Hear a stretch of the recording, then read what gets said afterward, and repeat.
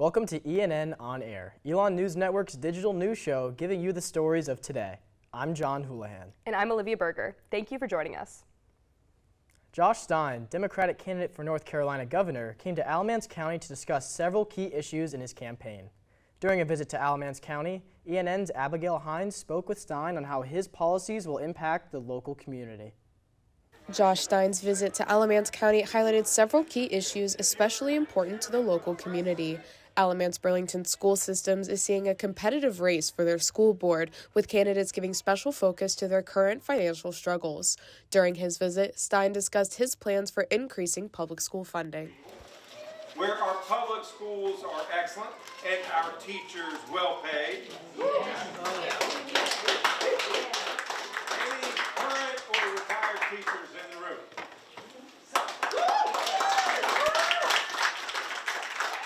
Stein says the increased funding will improve North Carolina's public school rankings on a national level. We're at the very bottom in this country. We're 42nd in starting teacher pay.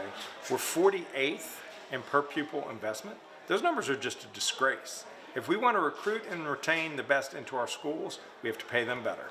According to Stein, corporate income tax will help fund this increase in pay. We already have the lowest corporate income tax of any state in the country that has one. And yet the Republican legislature wants to get rid of it altogether.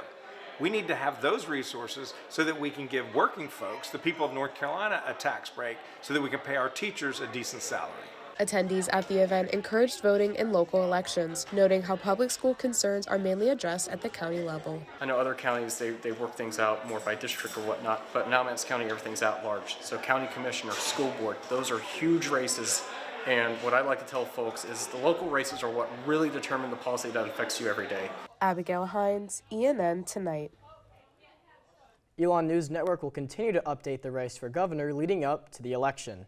For more of our coverage on Stein's visit, go to elonnewsnetwork.com.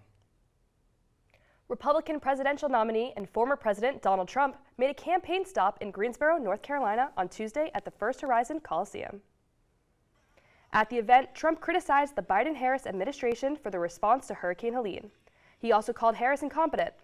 Trump later turned to discuss his immigration policy, saying he would mandate the death penalty for any immigrant who kills an American citizen or law enforcement officer. Trump is set to speak in Georgia tonight alongside Tucker Carlson, Robert F. Kennedy Jr., and Jason Aldean.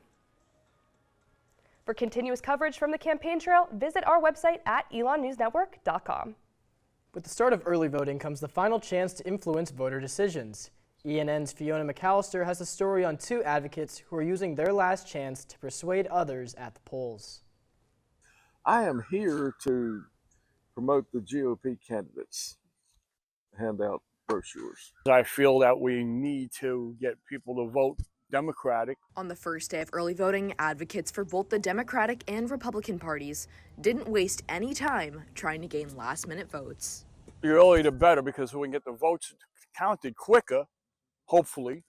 This way they can't, the Republicans can't figure out another way to try and steal the elections. The other side claims democracy is at stake, and I believe it is if we don't elect Republicans. Though they disagree on candidates, both Parisi and Holt find a common ground on the importance of voting. Last election, it's just as important as always. If we don't vote, you just don't have a say in our country. You guys got to vote for your jobs. You got to vote for your jobs, for your livelihood, for your rights. Standing side by side, handing out flyers, there was an unspoken agreement of civility. Fiona McAllister, ENN Tonight. As the swing state of North Carolina is on the verge of being either red or blue, both Parisi and Holt have hopes for their party to win. Elon's Gender and LGBTQIA Center held its annual drag extravaganza at College Street Tap House on Saturday. Former Elon student Stormy Day hosted the event, which also featured 5 other performers. Performers entertained attendees with dancing, lip-syncing, and crowd work. The GLC and Day want to highlight the importance of events like these in building community among young queer people, especially in today's tense political climate. Organizations like Drag Story Hour Nationals, Alliance of AIDS Services, both local and abroad, I have been able to connect with people on the impacts that our government and hate has on the lives of LGBTQ people. Day says she was honored to be invited back to campus to show off her drag family and connect with the Elon community.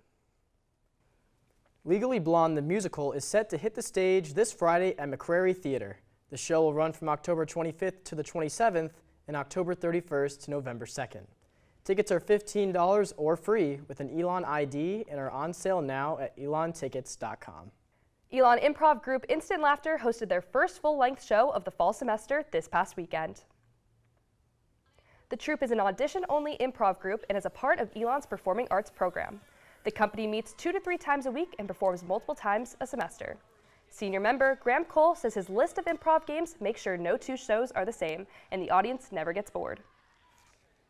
So this is our first real fall semester show. We did perform earlier during family weekend. That was one show. But this is our first real set of 2 shows of the semester. So we got new company members earlier this semester, teaching them our games, teaching them how to play our way, and then building that up to this. Over the weekend, ENN's Abigail Hines and Abby Gravely checked out a local nonprofit that's celebrating its 50-year anniversary. Let's take a look at how the organization is giving back with a spooky attraction just in time for Halloween.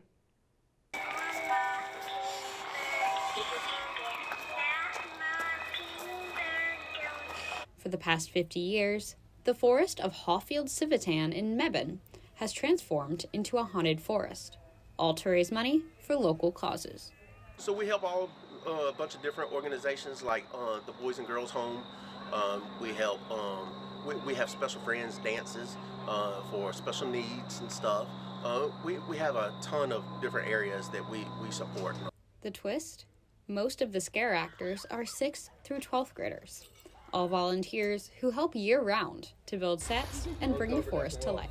They love it. They get out here running through the woods, and it's a lot of this, our haunts and stuff out here are their ideas. Haunted Forest Chair Chris Fowler gave us a behind-the-scenes look at the forest. There's our little big top area right here. Some of the pets didn't make it. We were able to walk through the forest during the day, but we wanted to check out what it would look like at night. All right. Oh my God.